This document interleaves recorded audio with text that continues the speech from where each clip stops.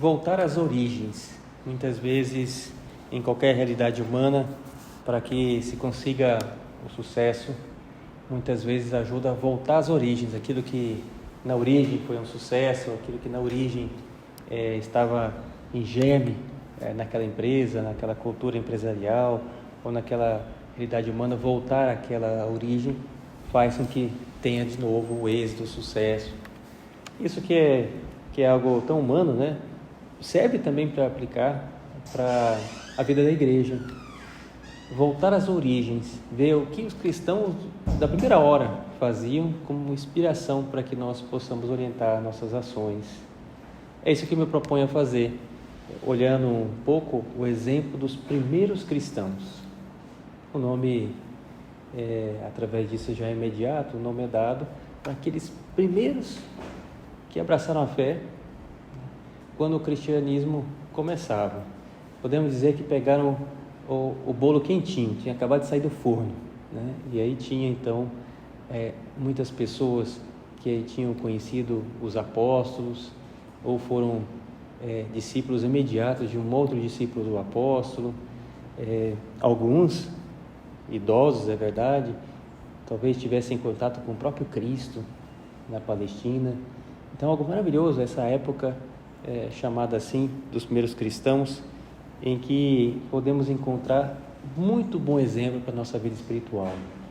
Às vezes se fala pouco desse tempo, se sabe que houve perseguições, se sabe que houve muito heroísmo da sua parte, e alguns morreram mártires, mas a parte disso, e talvez o folclore do Coliseu, onde de fato faziam essas encenações e os gladiadores, enfim, a parte disso já não se ventila muito o aspecto dos primeiros cristãos, e eu queria que nós falássemos um pouco sobre isso, mas com esse intuito, para a gente, através do exemplo deles, pegar essa inspiração para a nossa vida, que é maravilhosa a atitude daqueles primeiros cristãos.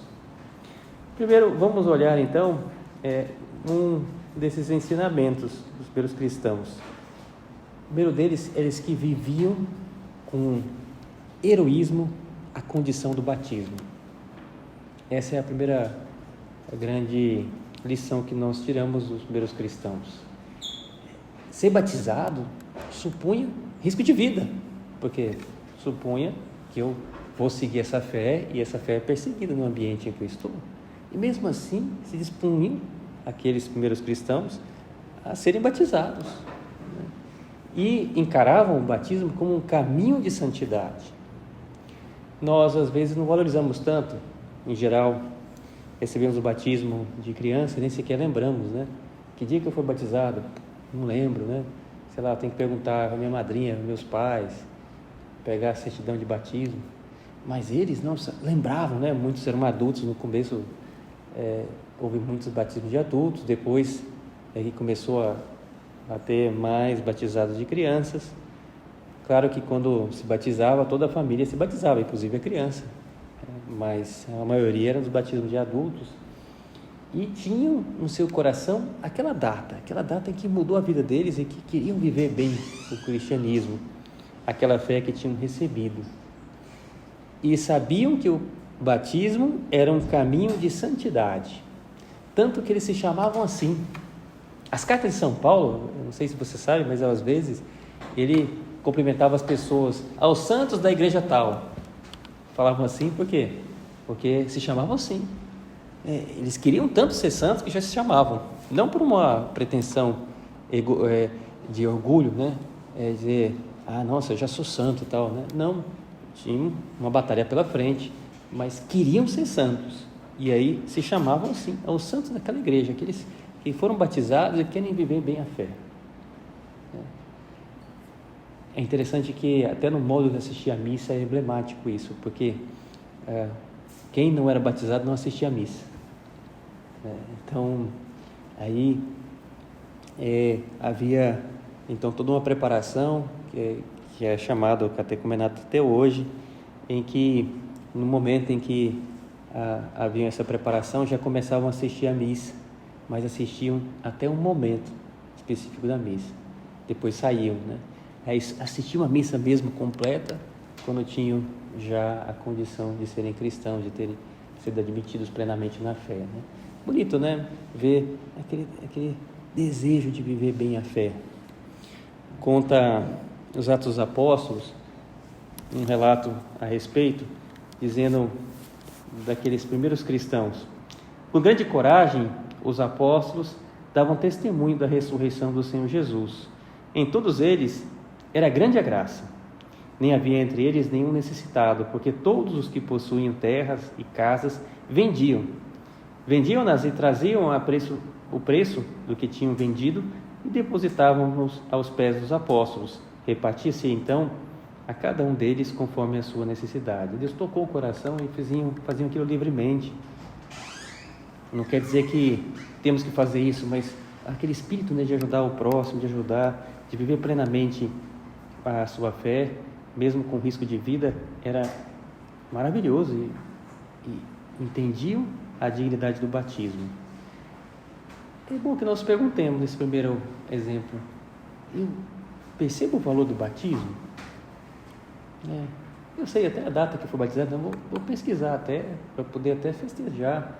Eu lembro de uma pessoa que se batizou mais velho e é uma conversão grande, batizou adulto, e aí eu fui lhe cumprimentar pelo seu aniversário e falou: não, padre, eu resolvi, eu vou celebrar agora sempre o meu aniversário de batismo. Então eu tenho 3 anos, né? Não sei se era um truque para ele ser mais jovem e tal, mas no fundo eu queria celebrar. E que tinha uma nova vida, agora já é diferente, agora começa a contar o meu batismo. Eu tenho essa fé desses meus cristãos, vendo que o batismo é um caminho de santidade que Deus me chama, né? Em que, então, até chamavam os santos das igrejas, tal e qual. Não quer dizer que eu tenho que falar nas mensagens, você que é santo, eu sou santo e tal, não preciso, mas isso está no meu coração, tem que estar, né? Que Deus me quer santo e quer que eu ajude os outros a que sejam santos. Manifesta a minha fé. A perseguição era tamanha em alguns momentos da vida daqueles primeiros cristãos que, se fossem encontrados assistindo uma missa, eram presos e condenados. E mesmo assim, iam à missa. E às vezes nós não vamos, até uma missa dominical podemos acabar saltando por um capricho. Porque foi um pouco difícil, choveu, né? Mas choveu assim de ter um dilúvio universal? Não, choveu, né? Mas você é feito de açúcar, né? Que derrete quando sai, né? Então, às vezes, por uma coisa mais importante, que a gente julga mais importante, eu fui, mesmo debaixo de chuva, mas não fui a missa. Nossa, arriscava uma vida, né? E claro, se está uma catástrofe, não vou arriscar sair de casa, mas podendo, né? Talvez o que nós temos que vencer mais vai ser a nossa preguiça para poder assistir a missa e vou receber tanta graça, né? Então, perceber que o canal de graça é maravilhoso, e os primeiros cristãos deram esse exemplo. Exemplo de viver bem a sua condição do batismo. O batismo que levavam a quererem ser santo e ajudar outras pessoas a serem santos. Aí a segunda condição que nos dá os primeiros cristãos é que queriam ajudar os outros a serem santos. E havia um apostolado muito intenso de ajudar as outras pessoas. Não havia ninguém que eles obrigava, eles mesmos sentiam necessidade de ajudar. E foi então de um modo muito espontâneo, em que foram ajudando aqueles próximos que trabalhavam com eles, aqueles da mesma família, e assim foi se espalhando o cristianismo para tantos lugares. Impressionante, né? Porque queriam que outros também fossem santos. Isso foi mudando a sociedade da época. Tertuliano, um desses primeiros cristãos, testemunha dizendo a respeito do como viviam aqueles que abraçavam a fé, dizia: vede como se amam. Quer descobrir se tem perto de você um cristão? Veja se ele está vivendo o amor fraterno melhor do que ele vivia antes. Essa é uma pista que ele dava para encontrar um cristão próximo. Veja como se ama. Ele se preocupava pelo outro, havia uma preocupação naquele Império Romano em que, com toda a bagagem da antiguidade, se vivia no máximo o olho por olho, dente por dente, que já era uma evolução, seguir aquilo que está na lei. E vem o cristianismo e prega a caridade. Se alguém te pede para caminhar 1 milha, caminha com ele 2, dizia Cristo, né? Nessa generosidade daquilo que a pessoa se sente tocada, de oferecer um pouco mais daquilo que é justo e não ver aquela justiça seca, fria, que já não é justiça. E essa novidade que trouxe o cristianismo, e os cristãos então queriam ser santos, mas queriam ajudar os outros a serem santos.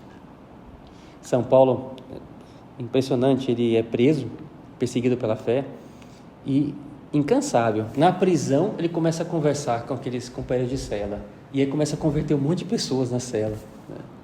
É impressionante, não se cala. E aí na cela ele encontra um escravo que estava sendo devolvido para o seu dono e estava lá preso. E aí conversa com ele e sabe que o seu dono é também conhecido de São Paulo. E aí São Paulo, quem era o seu dono que você fugiu é cristão. Ele se converteu. Vou escrever uma carta para ele. E São Paulo escreve uma carta para que o escravo, uma vez que chegasse lá para o seu dono de volta, tivesse lá uma carta pedindo para o dono que recebesse bem o seu escravo. E essa carta está lá na Bíblia, a carta a Filemão, depois vocês podem ler. Ela tem 1 página, mas é muito bonita. São Paulo é esperto, né? Ele diz assim na carta, que agora tenho comigo o Filemão, que se converteu também na fé, e agora peço que você receba bem ele, que agora ele também é cristão. E mesmo uma situação que ele tinha fugido, agora recebe de volta o seu dono, e natural que o dono estivesse muito contente que o tivesse voltado. E aí São Paulo, sem entrar no mérito de tirar o costume da escravidão que tinham, dizia: receba-o como se você recebesse a mim mesmo. É bonito, né? São Paulo pedindo lá para aquele dono para receber o seu escravo de modo diferente, né? Para ver esse amor fraterno, né? Que bonito, né? Que bonito. E é bom também que olhamos esse ponto. O batismo me leva a querer ser santo, e Deus me quer muito no céu, mas o santo não chega sozinho, ele leva outros consigo. Aí vem também a pergunta seguinte que nós fazemos: eu tenho essa preocupação apostólica de sair de mim mesmo, de tentar ajudar as pessoas em todos os ambientes? São Paulo se preocupou em converter alguém na prisão. Estou preso aqui, quem está preso aqui deve ser só bandido, então não vou nem... Não, ele estava querendo ajudar todo mundo, né? Com essa preocupação apostólica que queimava o seu coração. Que eu também tenha esse desejo de ajudar outras pessoas, e às vezes vai ser simplesmente com o meu bom exemplo.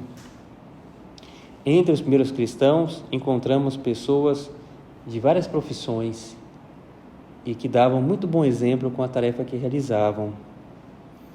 Às vezes se vê até nos processos romanos que eram registrados, e alguns deles se perduram até hoje, se vê que até a autoridade romana, ao ver que tinha um cristão que era um bom funcionário público, era um bom soldado, até a autoridade romana tem pena e tenta salvar aquele cristão.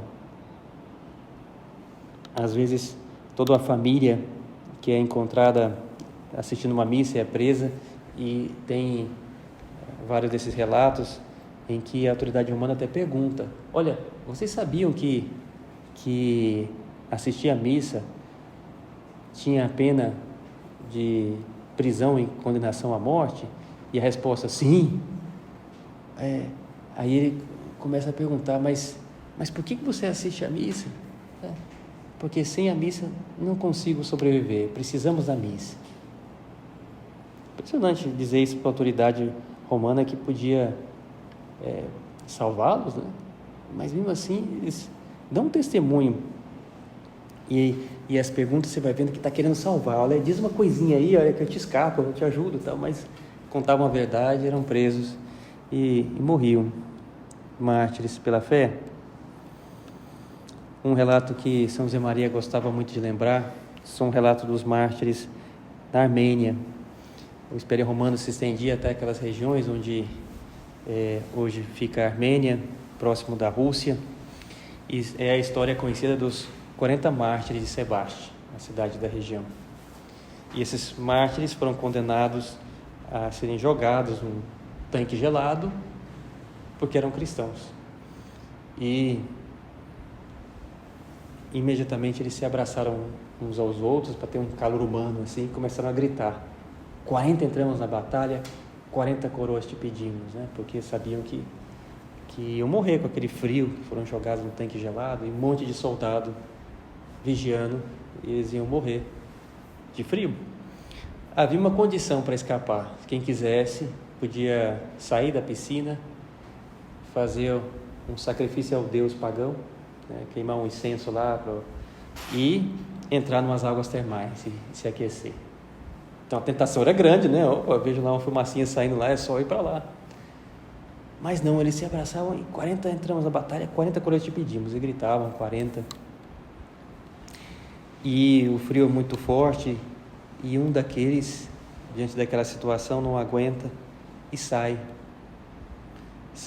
daquele tanque gelado e vai para aquelas águas termais, abandonando a fé. Mas aqueles 40, que agora eram 39, eles continuam gritando: 40 entramos na batalha, 40 coroas te pedimos. 40. Eles não sabem matemática? Uhum. Agora é 39, mas eles continuavam pedindo 40. E rezavam, e juntos, né? E mesmo desfalecendo com frio forte. Tanto que um daqueles soldados romanos se comove a ver tudo aquilo, ele pula no tanque. E aí morre Marte, né? Eles pediram 40, morreram 40, né? Impressionante, mártires. O apostolado até no último momento fizeram lá e salvaram um daqueles soldados romanos, que aquele soldado deixou de ser culpado da morte daqueles 40 para ser um mártir também, né? E gritavam 40, o que comoveu aquele soldado romano é ver que eles continuavam gritando 40. O apostolado é assim, continuar gritando 40 e querer ajudar as pessoas, querer que mais pessoas se salvem e cheguem ao conhecimento de Cristo. Tinham tudo para fazer, havia costumes romanos muito depravados. Às vezes se costuma dizer: olha, hoje em dia como é que está a sociedade, hoje em dia com essas músicas, hoje em dia com... Olha, na época do Império Romano era muito difícil, com a dificuldade talvez mais intensa do que a que nós vivemos hoje. Por quê? Porque não havia bagagem anterior de um cristianismo anterior. A gente pode notar que talvez se perde alguns valores, mas se perde algo que já tinha, tem ainda uma casca, alguma coisa. Na época deles não tinha nada. A gente tem o exemplo dos santos, a gente tem, então, muitas coisas que a cultura assimilou e ainda fica. E é a nossa tarefa não deixar que se perca, que aumente cada vez mais. No caso deles, não tinham nada. Os costumes depravados dos romanos, com aqueles outros povos bárbaros que eram dominados, era muito ruim. E os cristãos foram ajudando para que se diminuísse aquela barbárie, se diminuísse aqueles costumes depravados, aquela sensualidade depravada, a gula. Havia o costume romano que era de comer até passar mal. As pessoas forçavam o vômito e continuavam comendo mais. Vamos dizer, mais outras coisas que eram muito depravadas da época. No entanto, os cristãos, vivendo naquele ambiente, foram ajudando aquelas pessoas à sua conversão.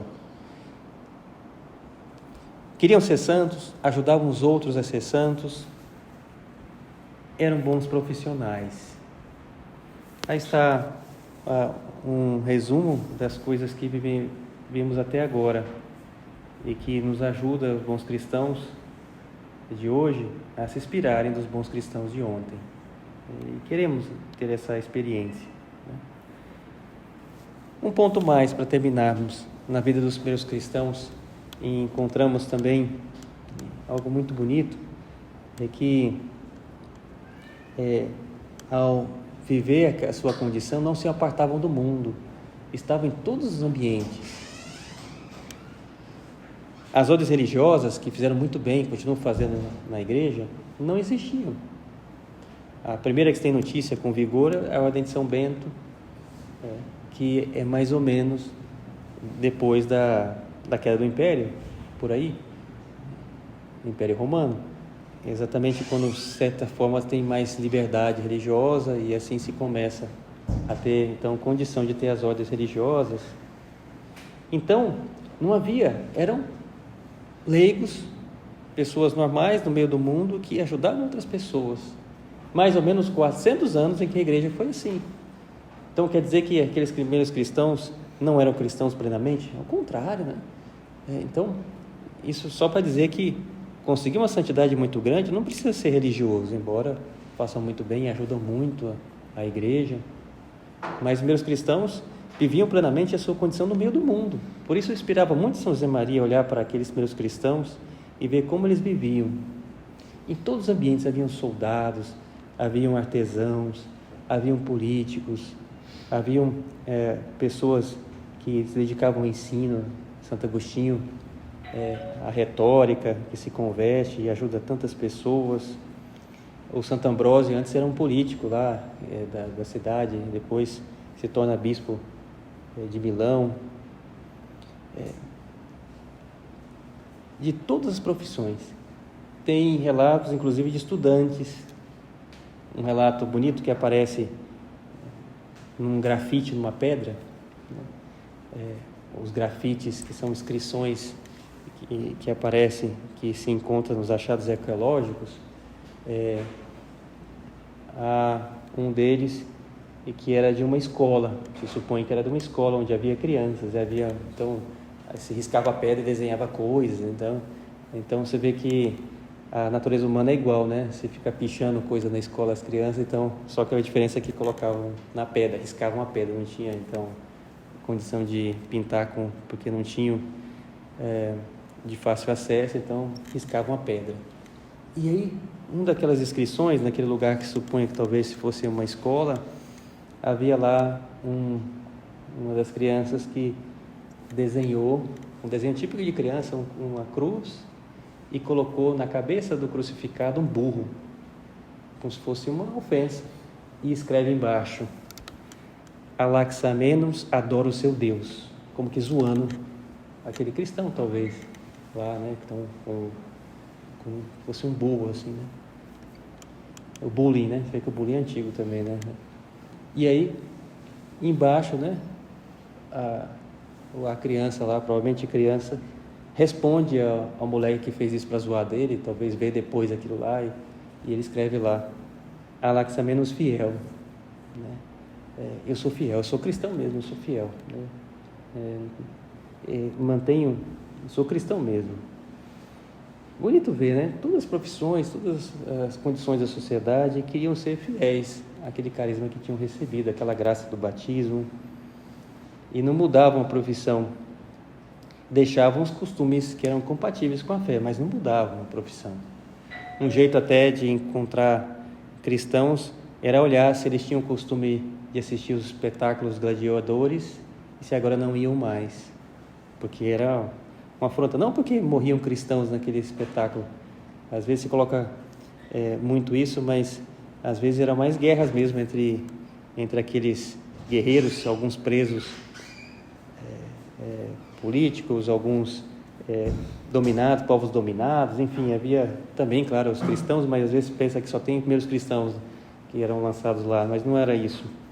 Mas enfim, não iam naqueles espetáculos porque era uma carnificina, e uma pessoa ia morrer lá, naquelas lutas, e não iam por isso, porque havia uma pessoa que ia morrer, uma diversão de outras pessoas, alguém ia sair morto, né? E por isso não iam naqueles espetáculos. Claro, também mais ainda se fosse morrer um cristão, mas não iam porque era algo contrário à fé. Então, viviam plenamente a sua fé e eram de várias profissões. Tem um relato conhecido da Santa Felicidade, que era mãe de vários filhos e era uma mulher importante na sociedade, embora viúva, e o imperador a obrigou a render culto aos deuses. Interessante que os cristãos eram acusados naquele momento de paganismo, ou seja, porque não viviam a fé oficial do Império Romano. A Santa Felicidade nega, e mesmo perante as ameaças de tortura para ela e para os seus filhos. E então é condenada. Ela diz ao imperador: nem as tuas palavras doces bastarão para que eu mude de ideia, nem os teus terrores para apavorar-me, pois eu tenho comigo o Espírito Santo. E quando ameaçaram os filhos, ela diz aos filhos: combatei por vossas almas, mostrai os fiéis ao amor de Cristo. E foram torturados os seus filhos, e também morreu a Santa Felicidade. A funcionária que é dela, né, era a Perpétua, né, que trabalhava para ela, e morre também, é cristã e morre mártir. Então morre a patroa e morre a funcionária, e morre os filhos, e gente de todas as condições. Bonito ver que não precisa ter nenhuma profissão específica, nem nada. Deus chama todos, em todas as condições, todas as profissões honradas. Terminamos nossa meditação com esse desejo de imitar os primeiros cristãos, esse exemplo. Queriam ser santos, queriam ajudar os outros a serem santos, viviam plenamente a sua fé e eram de todas as condições sociais, de todos os ambientes, simplesmente deixavam aquilo que era incompatível com a fé. Vamos pedir ajuda a Nossa Senhora, que possamos, imitando o exemplo dos meus cristãos, também viver plenamente a nossa fé. E a condição do batismo, que é importantíssima.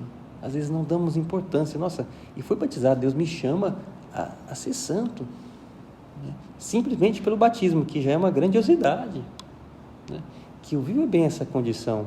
Talvez valha a pena fazer memória, perguntar, lembrar o dia que a gente foi batizado, celebrar esse dia, que é o dia que a Trindade morou na nossa alma pela primeira vez, o dia que nos tornamos filhos de Deus.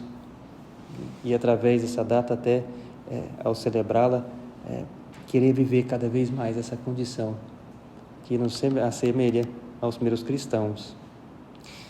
A Maria, mãe de Jesus, estava diante dos primeiros cristãos no começo. Estava com eles, aqueles apóstolos. Maria ainda ficou algum tempo com eles antes de ser levada aos céus. E que alegria, né, de ter Maria próximo naquele começo da igreja nascente.